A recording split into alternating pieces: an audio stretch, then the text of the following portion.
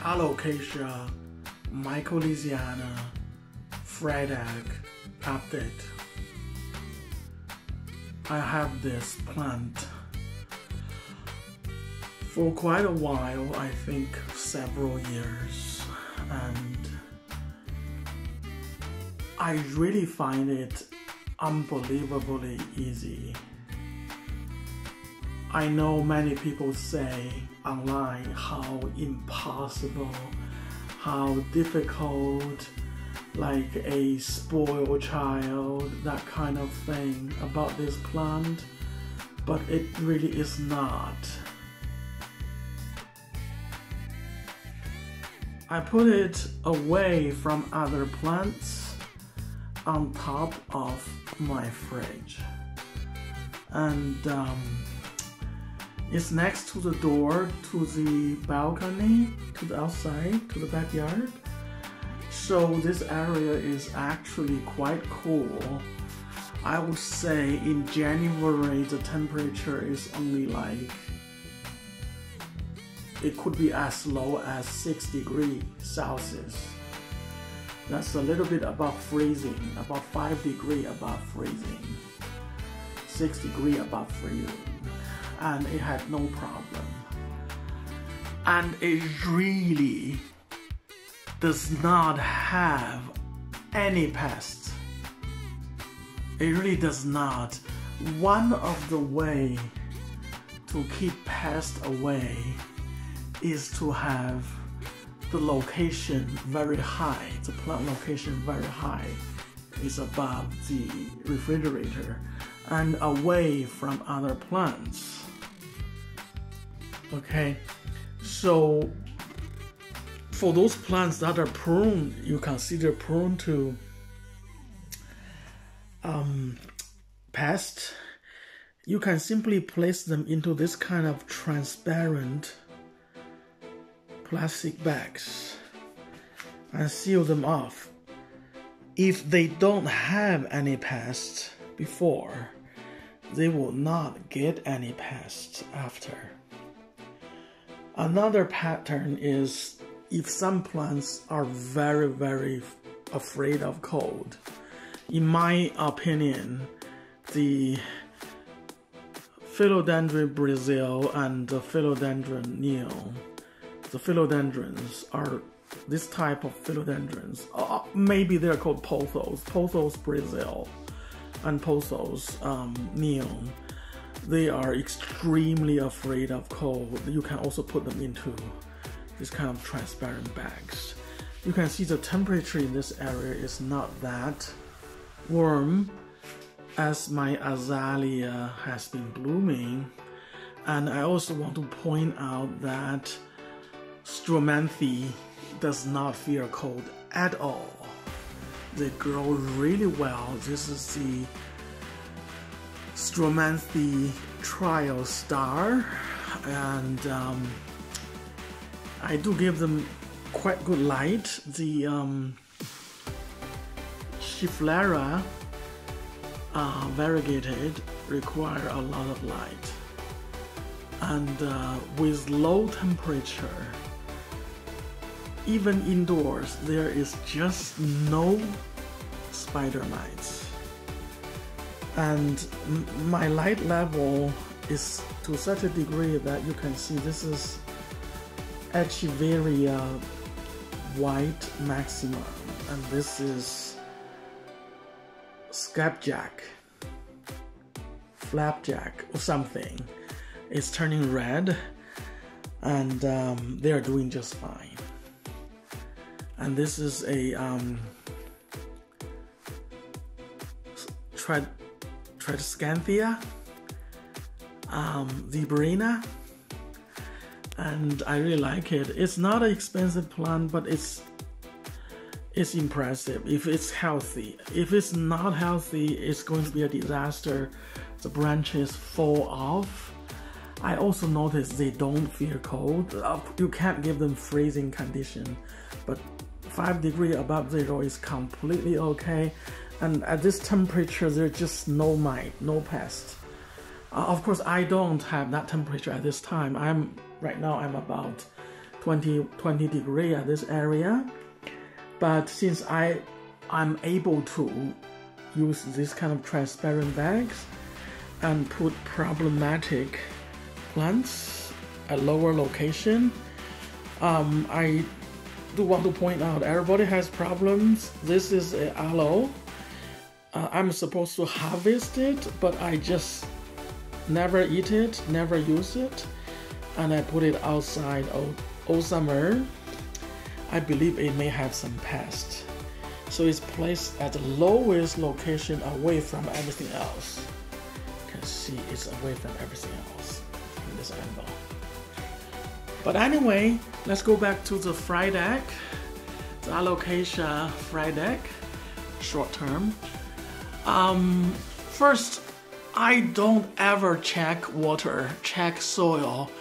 I never ever worry about root rot, because look over there, they have an outer pot which is a white porcelain. I showed in the earlier video about 1/3 from the bottom there's water, and sitting on top of the pot is the grow pot with original soil, and it's only reach about above this little dots. The bottom of the green pot sitting on top of the porcelain is about here, above the little red. So this is the bottom of the green pot. This is the green pot, and then the white roots grow into the water inside. And when I leave this green pot, when it's very, very light, I add a little water to it, maybe once every couple months. But even if it's completely bone dry, it will have no problem. And look how gigantic. I don't know, you can see how big this leaf really are. And they just have no pests, just no pests. I believe alocasias are poisonous. They're poisonous to pests. And in their original range in Southeast Asia, they kill pests. No bug can bother them. So when they are healthy, their saps actually kill mites, kill anything, you name it. And then when the area is open and very high, the eggs of mites and bugs cannot just cannot reach it. And then I also want to point out, people think alocasia need hot and humid environment. The humidity of this area I checked is about 30, between 20 to 30 degrees most of the time. And you can see the alocasia has no brown tip at all. And this level, the light level is very, very dark. Very, very low. I'll just show you. The closest window is on top of this door. And I have this little bit supplementary light, but it's not aimed at them. With such low light, the plants are thriving. And I also must point out, alocasia don't fear underwater. I let it dry out. I did let it dry out. It never had any problem. Of course, you can't let it bone dry for like a week. That will be gone. The leaves, because I look at the leaves, when they need water, I can tell. See, right now they don't need water. And I don't need to wait until the leaves are suffering before I water them. I see when they need water, I touch the soil, and I can tell if I need water or not that way. And then because the leaves are so gigantic and it's placed so high, the leaf actually reach out towards the bottom. So I have an ugly setup, use this cheap gardening sticks, and to support those leaves and position those leaves so they are separate. I also want to say, somebody argued that leave their flowers inflorescence alone, don't cut them off. I just give you my result. So before it grows, this leaf is start to bloom. I left the bloom on, and you can see this new leaf, it didn't become bigger. It becomes smaller. And the next leaf after it, on top of it, that was grown only this October. So even that October grown leaf is bigger than the leaf that come up with with inflorescence. And I did cut off the inflorescence because when I see the new leaves become so much smaller, I cut it off. So for all those people argue, leave the inflorescence on, you know, you can't control it, it'll be fine with plants. I think it'll be fine. I can leave it, the plant won't die, but since I'm going after bigger leaves, the look of the leaves, and I'm not into breeding this plant, I'm not into, and the inflorescence look like a peace lily, pretty much. You don't have, it's just nothing really that interesting, and it's not as beautiful as a peace lily flower. So I would just remove it, and it used so much energy that the leaf grown with it, I think that leaf was grown in September, August to September, and it become a lot smaller. And then don't be confused, there are smaller leaves here. It's a separate plant. It's a baby plant that's grown. This baby plant is small because its roots have not reached the water in the reservoir yet. So it's subject to very dry situation. So these two leaves, one here are from the very small plant, baby plants. It hasn't grown as fast as what we want. This is right now, it's already November. I don't want too much work. I just leave them alone, and I probably will separate them next growing season in the summer. And by the way, this plant stay indoors all year round. I never ever place it outside, and it really doesn't have any pest. For all those people say alocasia attract mites, alocasia attract what's that called, thrips? I really don't, because I don't have those pests. I really don't know. They are just super clean, and they don't fear cold. They don't fear low light. If you have this setup, the entire year you don't need to do anything. I hear people say, oh, you Chinese can grow plants wild. I hear Chinese plants influencers claim this plant is too difficult to keep. Okay, I just think, in my opinion, I really don't know what these people are talking about. I believe if they have not set up like mine, alocasia, see, one of the argument of watering a lot, when leave it very dry than watering a lot, allow the water to come out from the bottom of the hole and still water it to saturate the water, is because people have dissection of the pot soil and show part of the pot soil is still dry. Now, in my opinion, alocasia just happen to like it. They only want their roots, the very, very long roots to reach water, and where their body, their key bulb sit. They want that area to be dry, very dry. They like it. Okay? And then again, for all those people who say, oh, magnet of mice, magnet of pests, it's because when they are close to dying, like when you have alocasia that has been weakened, suffering, or calathea, the calathea attract no mites. Just no mites, no pests, just super clean, just unbelievable. I never even clean dust. I don't know what happened. It's because the place very high. Maybe my house is clean. I don't even clean dust on it. There is no dust on it. There really is. I don't know what they do.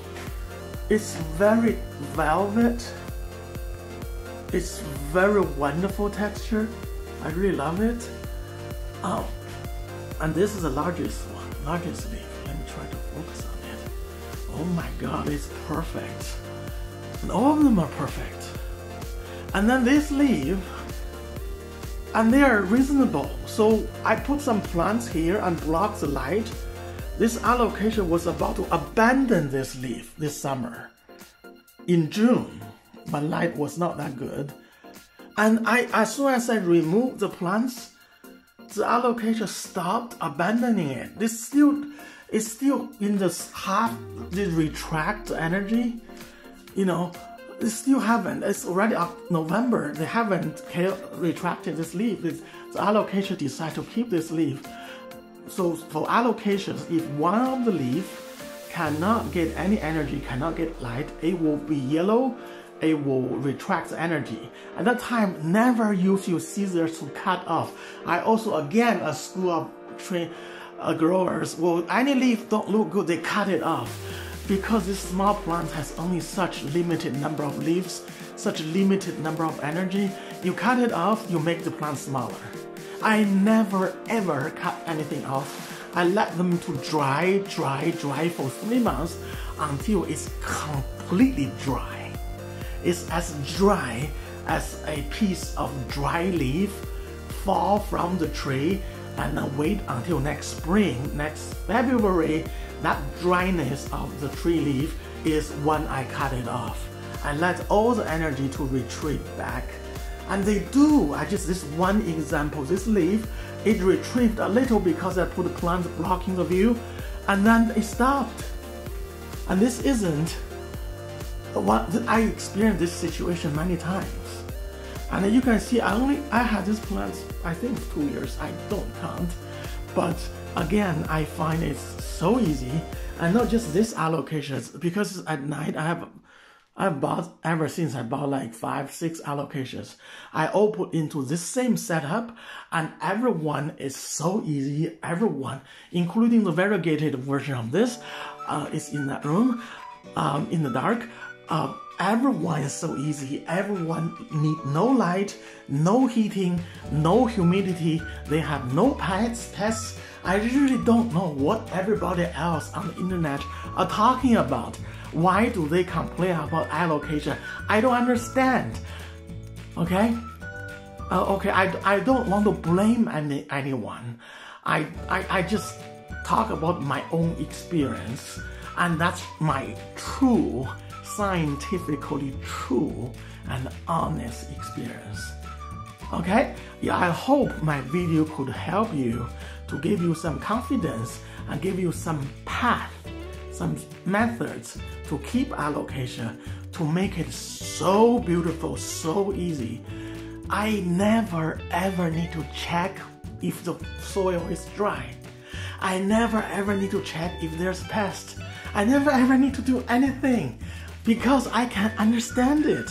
And it's such an easy and pleasant experience for me. I don't want to keep birds because I have to feed them every day. You know, they have to be bird chirping and make noise. And things like this, they're like plastic statue. I don't need to do nothing. And they're so easy. And I feel joy actually when I hear other people complain. Oh, I will never buy alocasia again. They are a pain. They hate me. Things like that. When I hear other people say that, I smirk. I laugh to myself. I feel accomplishment. I feel I'm better, to be honest. But anyway, I'm a good person. I'm not arrogant. I just want to share my experience.